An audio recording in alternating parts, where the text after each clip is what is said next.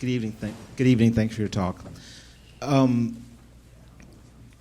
you really believe that 100% or roughly most all human beings have the capacity to lose faith? Along the lines of there are plenty of human beings who can't add 1 and 1 to 2. I mean, lots of them can, but really, what percentage of people do you think have the capacity to really question their faith and move away from faith? I can't say how many. I mean, I just feel that there's an awful lot more could than do, and that's enough for me. That's enough to inspire me to have a go. I don't want to claim that everybody would. I mean, I saw yesterday or day before a film of a woman on YouTube who was holding forth. I think she's some kind of an actress, and she wanted to say, "Do dogs have brains?" And her argument was, well, they can't talk. And then she said, well, I guess they can walk, but only because we tell them how to. And then she said, well, I guess I guess dogs are God's creatures. I love you, Jesus. There are people like that who they have the vote. Okay. But I do think that an awful lot more people are convertible, including, by the way, a large number of members of Congress. It cannot be true. There are 535 members of the US Congress. It simply cannot be true that every one of them, possibly with one exception, it cannot be true that every one of them has a religious faith. That's statistical nonsense. A substantial number of them are lying, and they're lying because they know they have to lie, or they think they have to lie in order to get elected by people like this woman who thought dogs didn't have brains. But the number of people in the United States, polls suggest the number of people who lack religious faith is now about 22%. That's a very substantial number. And it's time politicians realize that. Okay, next question, please. And again, I just want to state that just please ask your question. When religious people stand on the book of their religion and atheists can stand on science as their platform, how do you bring people from religion and their book to the scientific platform and have them understand that view rather than always arguing their point by giving you scripture? I think the question is, would it be a better way to just promote science rather than be negative? Is that the point? Well, how do you promote science to those who may not be willing? Yes. Well, science is wonderful. I mean, I think one of the problems with promoting science is that many people promote it as useful. Which of course it is, and you can't deny that. That's extremely important. But it's also wonderful, and it's sort of the Carl Sagan approach to promoting science, as opposed to what I call the non-stick frying pan approach. The space enterprise could be sold by the fact that a byproduct of it was the development of non-stick frying pans, but that's not a good reason for going into space. A good reason for going into space is something more poetic than that. It's more the Carl Sagan. The usefulness of science is part of it, but inspire people with the poetry of science. Science is the poetry of reality, and I think another problem with teaching science is that it's often taught as if you can't do science unless you actually are going to practice it in the lab. This is the Bunsen-Burner school of science teaching. Yes, it's important that we have young scientists who learn how to use the Bunsen burner and all the other apparatus of science. But just as you can appreciate music without playing an instrument, you don't actually have to do 5-finger exercises on the piano. You don't have to actually play the violin or something in order to appreciate and enjoy music and even be expert in music. So science can be taught in a non-practical way. Okay. Question, please. Thank you for your talk. There's quite a few of my fellow students here tonight from Lewis and Clark Law School that are part of the Secular Legal Society. In your experience working with other people, what can we do as future lawyers to help the secular movement? Well, you could be honest.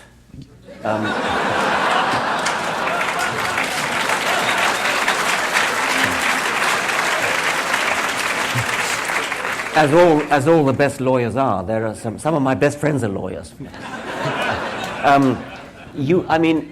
There are major things you could do. You could fight against the tax exemption, the automatic tax exemption of religious organizations.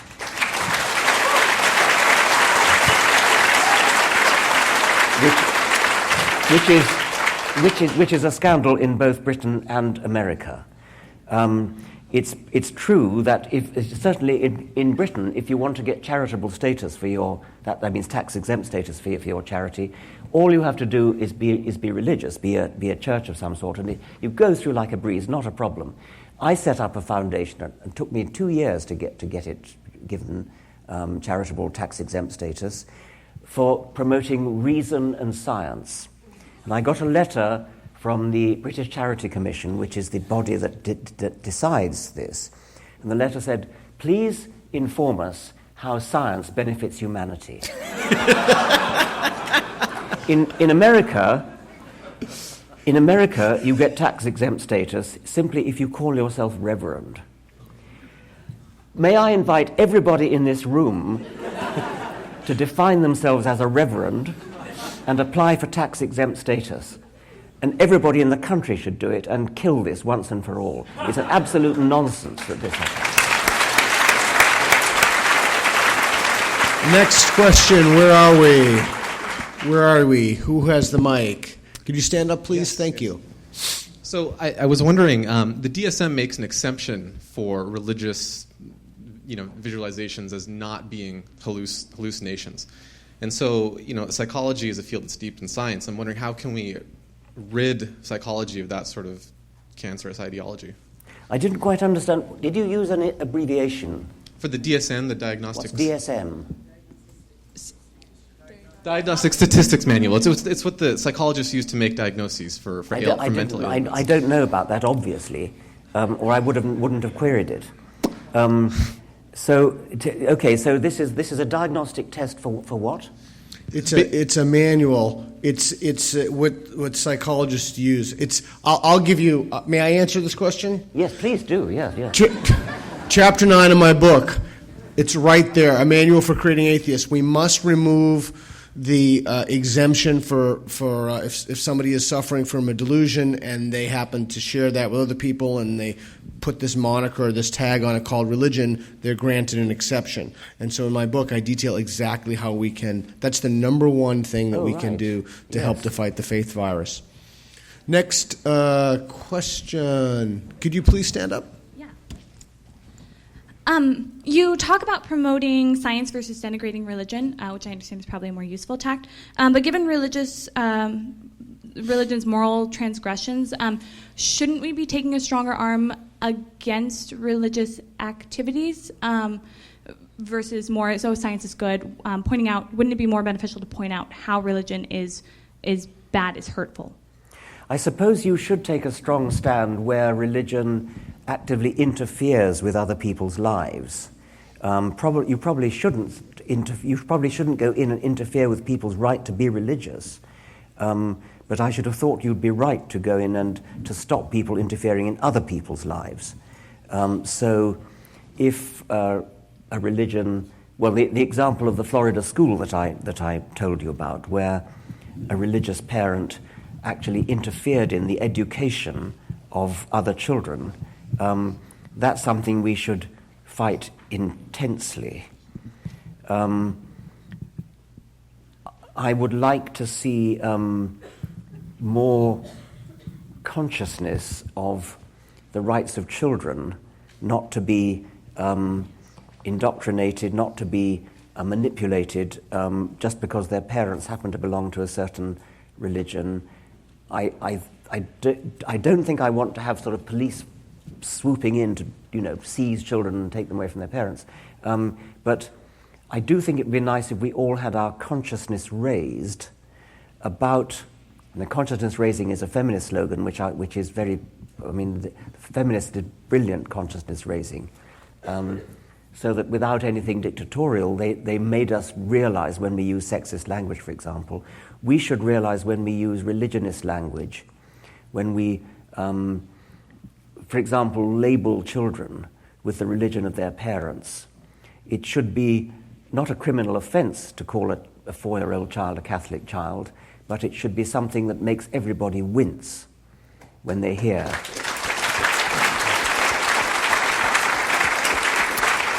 And a very easy way to do that consciousness raising is to talk to people about an existentialist child, or a logical positivist child, or a postmodernist child. Nobody would ever dream of doing that.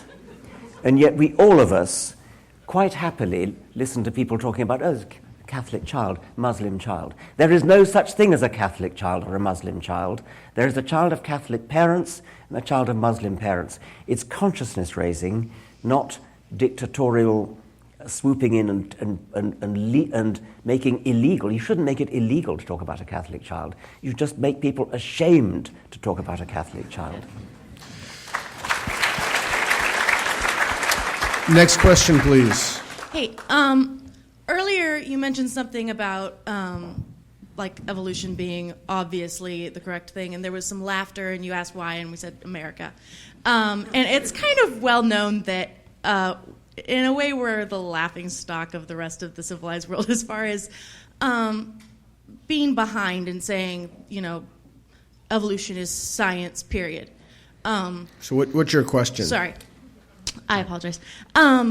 So I guess what I'm wondering is how do you think that this impacts us as a country, and do you think do you see it improving in the near future? This country is beyond any doubt the leading scientific nation in the world. And you have achieved this, I congratulate you, you've achieved this despite being held back by nearly 50%, more than 40% of the population who, according to Gallup polls, believe that the world is less than 10,000 years old. This is symptomatic of an astonishing poverty of scientific education. And as I say, in spite of that, this country is by far the leading scientific nation in the world. Some of you may have heard me say before that to believe that the world is only 10,000 years old is equivalent to believing that the width of North America is 8 yards. Good. Okay. That's what you get if you calculate it out. Where's the mic? Who has the mic? Okay, yes, sir. Yes, I'm Richard. What are your thoughts about the Sunday Assembly? About what? The Sunday Assembly. Okay. I think, this started in Britain, I think, didn't it? And it was an idea to take over churches, or at least assembly halls, and have non-religious Sunday services where you don't do prayers, but you do things like lectures and, I don't know what else you do. Singing? Do you sing secular hymns? I think that might be a bit grisly, actually, a bit embarrassing, singing secular hymns. But the idea of having seminars, discussions, lectures about interesting subjects, that seems to me to be a good thing to do, to do it while a dwindling number of people are going to church. They really are dwindling in Britain, except to mosques, unfortunately. Plenty of people do that. Yeah, almost anything would be a better use for a church than a mosque than to have a service in there. Yes, right. Yeah. Next question. Where's the mic? In the back. Yes, sir. So aside from the hypersensitivity to Islam, leftists and liberals have another problem that's particularly bad in this city, and that's this obsession with alternative medicine and homeopathy and mysticism and other baseless beliefs. How do we talk to these people?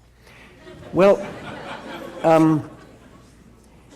yes, I mean, alternative medicine needs to be evaluated by the same criteria as medicine does. The same double-blind controlled trials need to be done to evaluate homeopathy, acupuncture, laying on of hands, whatever it is. And if they pass the test with flying colours, they will cease to be alternative. Right. They will simply become medicine. I mean, there's a very good herbal remedy which comes from bark of some tree. We call it aspirin. And it works. And that has moved from being herbal medicine to being medicine. If double-blind trials showed that homeopathy worked, that would become medicine. That's difficult, mind you, because kind of by definition it's very hard to imagine that happening, since the dose is pure water and the experimental is pure water.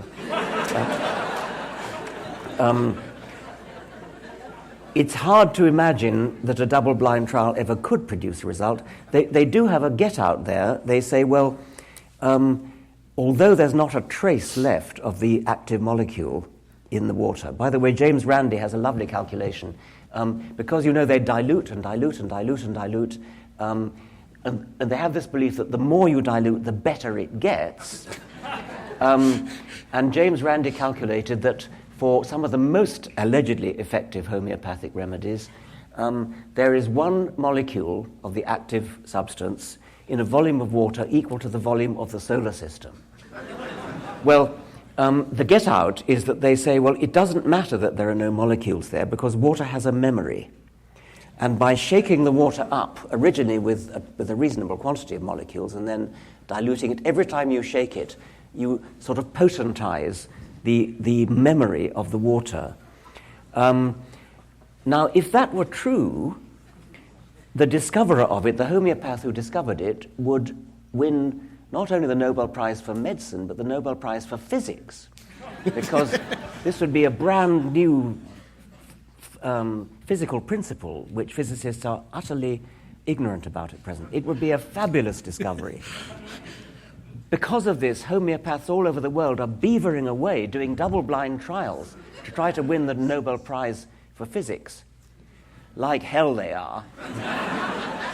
All right, we're going down to the end. I think we have time for a couple more questions. Where's the mic? Who has the mic? The mic, yes, sir, in the back. Hey, I had a quick question. In all of your travels, have you ever met someone that you ran into them and you thought, wow, they're so mentally unstable, they're so criminally insane that they need religion just to not go around killing people?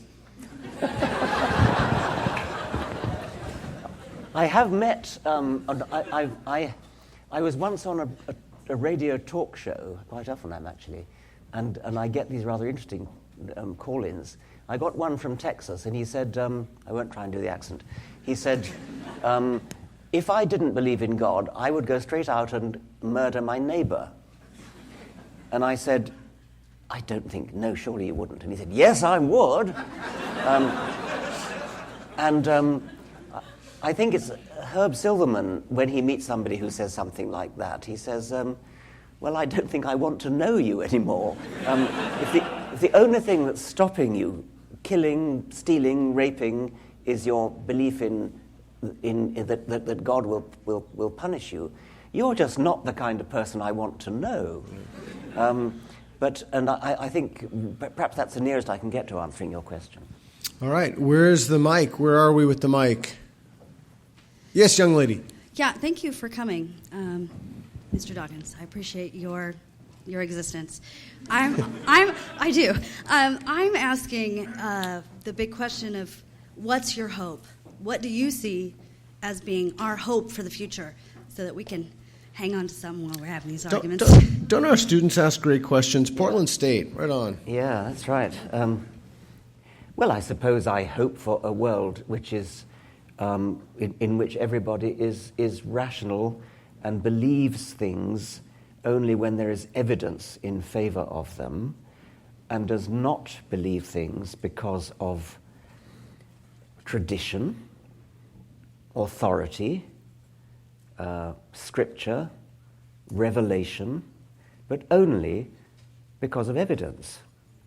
And quite a lot of people are already in that position, and they're increasing, and I think I want to live in a world where everybody is like that.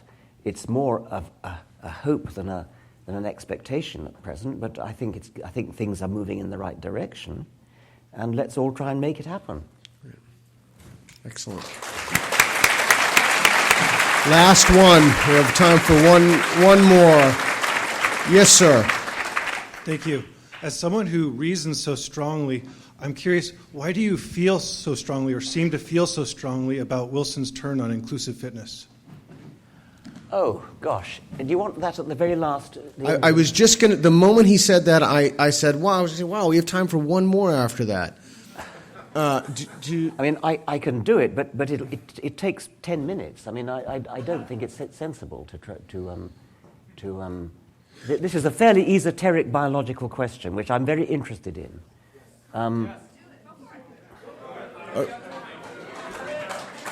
Well, it's up to you. Do you want him to do it? Okay.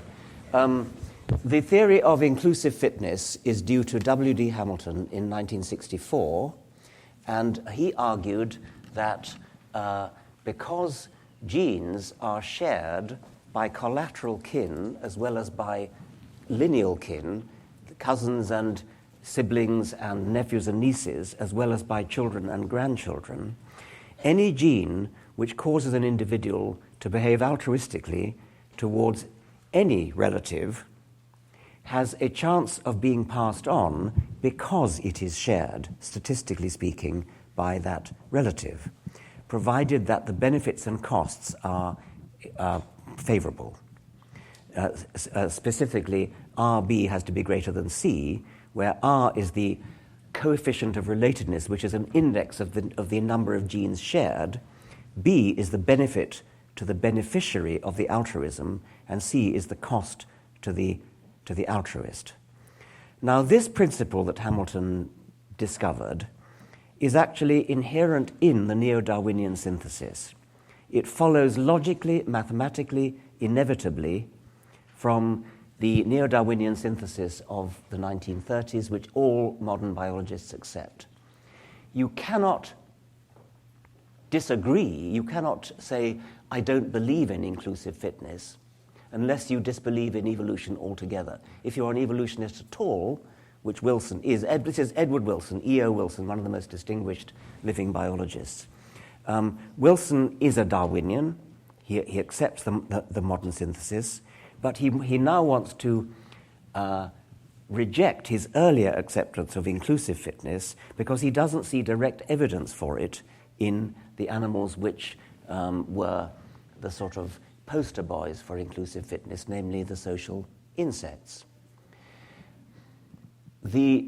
I think he's wrong about the social insects, but even if he's right, all that would mean is that the B and C terms of the formula don't favor altruism in the way that the kin selection, that the inclusive fitness theory would expect. To attempt to disprove the inclusive fitness theory, as opposed to the ordinary Darwinian theory, the classical fitness theory, by looking at real animals would be equivalent to Pythagoras going out with a ruler and measuring hundreds of right-angled triangles to see whether Pythagoras' theorem is correct. Pythagoras' theorem is correct because it is logically proved. You cannot escape Pythagoras' theorem. It's proved once and for all time. All right-angled triangles in a plane surface obey Pythagoras' theorem. All animals and plants obey the law of inclusive fitness. they don't all show altruism towards their siblings or nephews and nieces because the B and C terms in the equation don't favor it. But the R term, that's the index of relatedness, is always there, tending to push them in the direction of altruism towards siblings and cousins, etc.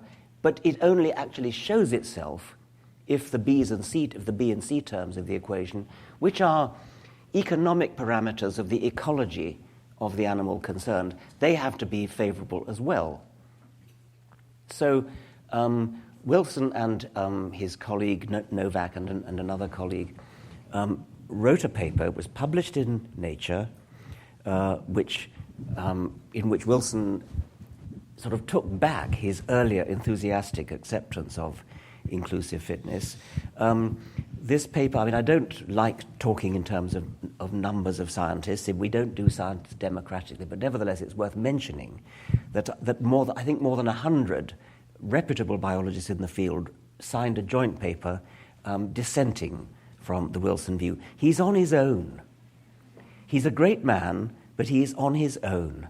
And it seems to me that quite apart from the number against him, he's got to be on his own because, as I said, it is a logical deduction from the neo-Darwinian synthesis of Fisher, Haldane, Wright, and the other founders of the neo-Darwinian synthesis, which Wilson accepts.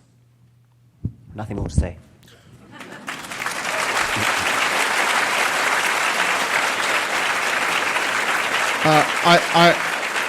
I would like to thank you so much for coming and speaking with us and sharing your evening with us. We profoundly appreciate it. Ladies and gentlemen, Richard Dawkins.